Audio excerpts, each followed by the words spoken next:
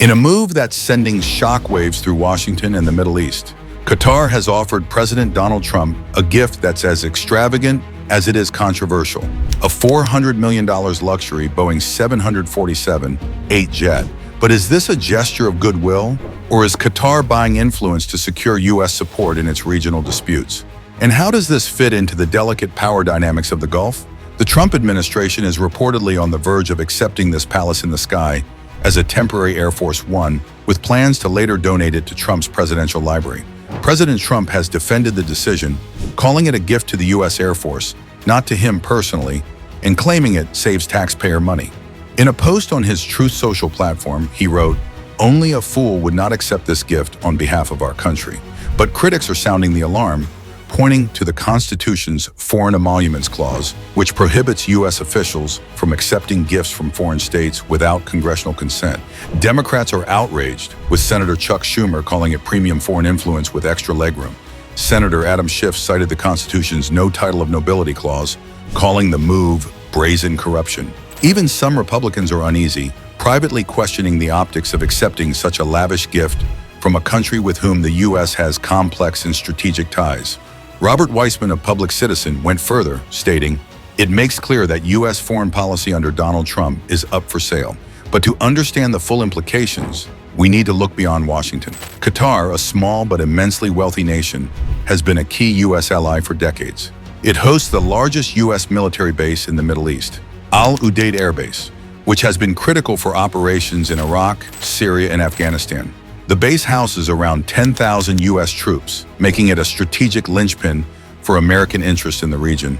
Economically, the ties are equally robust. The U.S. is Qatar's fifth largest trading partner, with bilateral trade reaching $5.64 billion in 2024, including $3.8 billion in U.S. exports and $1.8 billion in Qatari imports.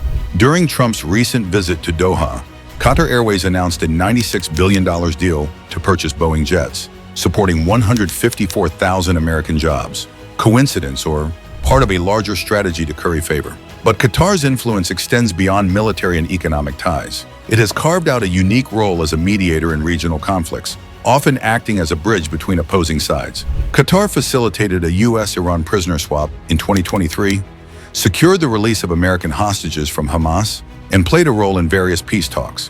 This diplomatic agility has earned Qatar both praise and suspicion from its neighbors, particularly Saudi Arabia and the United Arab Emirates.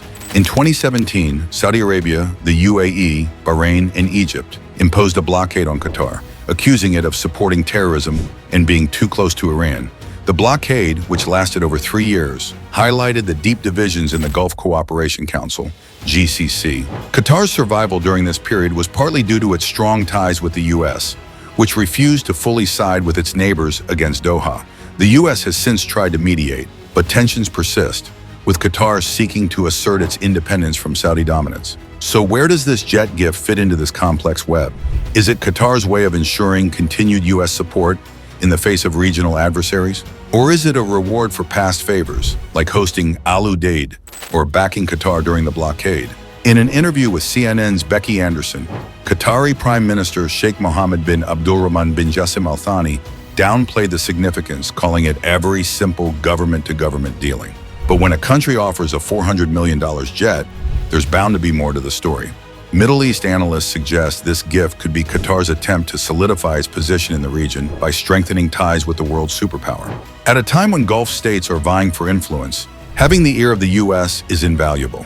Qatar's history of balancing relations with all parties, including controversial groups like Hamas and the Taliban, has made it a unique player, but also a target of criticism. The jet gift may be a strategic move to ensure the U.S. remains a steadfast ally, especially as Qatar navigates its rivalry with Saudi Arabia and the UAE. But there's a darker side to this. Accepting such a gift sets a dangerous precedent.